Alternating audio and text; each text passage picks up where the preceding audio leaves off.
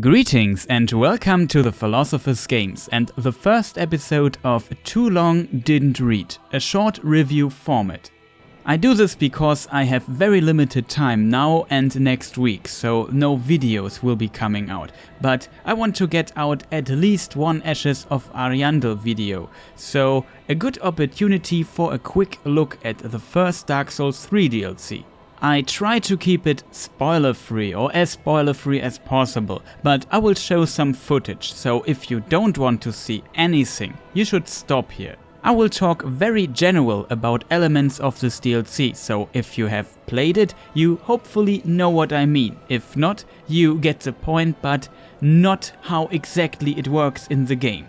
Also, I have played through it on release day and finished the PvE part completely without help. I have beaten all bosses solo with a level 80 glass cannon character, no blocking, practically no armor, I used some of the wrecks, no parrying, and I got 2-shot by most tougher enemies, and sometimes even 1-shot. So things get a little bit more interesting, and I really like challenge runs. Oh, speaking of levels, if your soul level is too high, the DLC becomes a lot easier, so I recommend a character around level 90 for NG or even NG+. Level 120 characters will be overleveled, even on the higher NGs.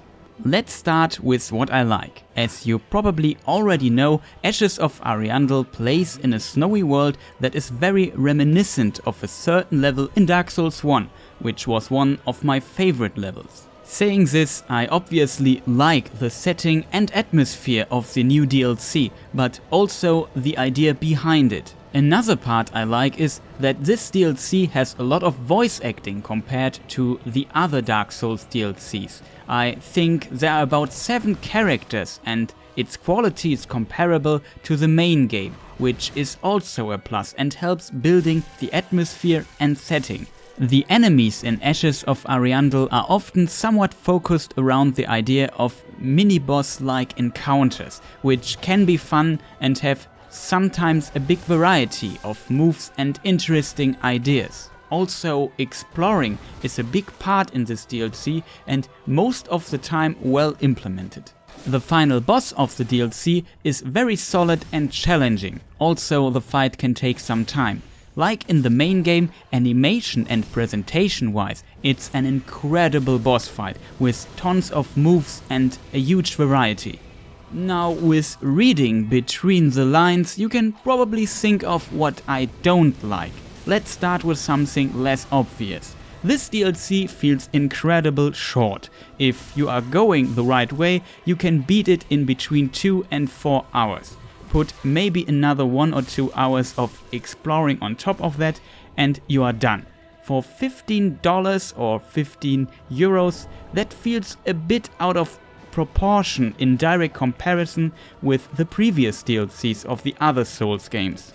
As mentioned, we have a lot of voice acting for a Dark Souls DLC, but one problem is that they maybe talk a lot, but are not saying much, even from a Dark Souls perspective.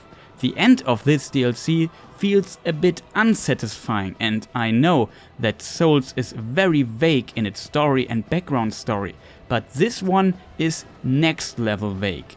Let's move to the enemies. Even though you have a lot of mini-boss-like encounters, and those can be actually great, the game sometimes throws a lot of enemies at you at once. And if that's not enough, they sometimes add annoying enemies to the mix. So the somewhat problem of the main game that it throws a lot of attacks at the player is also present in Ashes of Ariandel, in the world and in the boss fights. The exploring aspect is also a big part of this DLC again.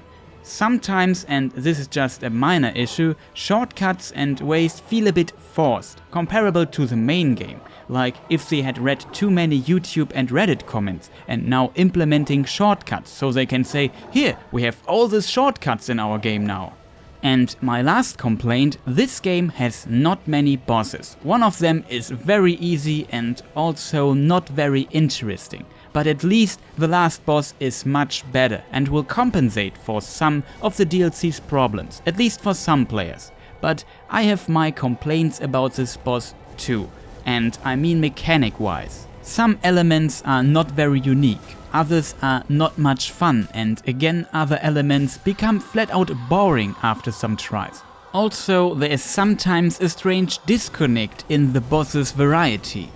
While playing this boss, at some point it felt like making it artificially longer with a slight dedication to RNG, and later in the fight they amp up the throwing things at you problem even further, which can force players into a specific playstyle, which I don't like. The forcing and the forced playstyle. I won't say more, else I would spoil too much, but it's still a challenging and solid boss with a phenomenal presentation.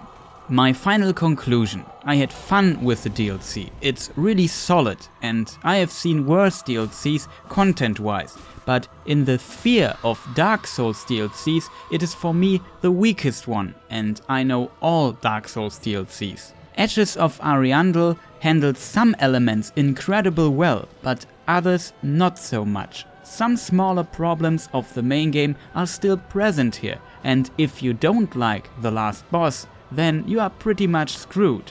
For example, the Dark Souls 2 DLCs felt like a response to a lot of criticism. That is not the case for Ashes of Ariandel. Later in my long review I can go more into detail, but that won't be out till November. Overall, I would not recommend the buy just yet. If you can wait and are not sure if you want to buy it, I would recommend to wait for the second DLC and check its reviews. Then you can consider if the Season Pass is worth its money. For example, Greenman Gaming had a PC Season Pass for 21 euros, so you can assume that you will also get it for that price again, or even cheaper in the future. And with a probably solid or maybe even better second DLC, it would be the better buy. And that wraps up my video. Wasn't as fast as I expected or wished, but still fast. I could have talked much longer about Ashes of Ariandel. So I hope you enjoyed this short and packed little review format. Sadly, no videos for the first week of November. But after that you can expect some guides, maybe a longer and more detailed review, and some RTSR attempts on the final boss. If you liked this video and are interested in more content like this, consider subscribing or follow me on Twitter for updates. Thank you for watching and goodbye.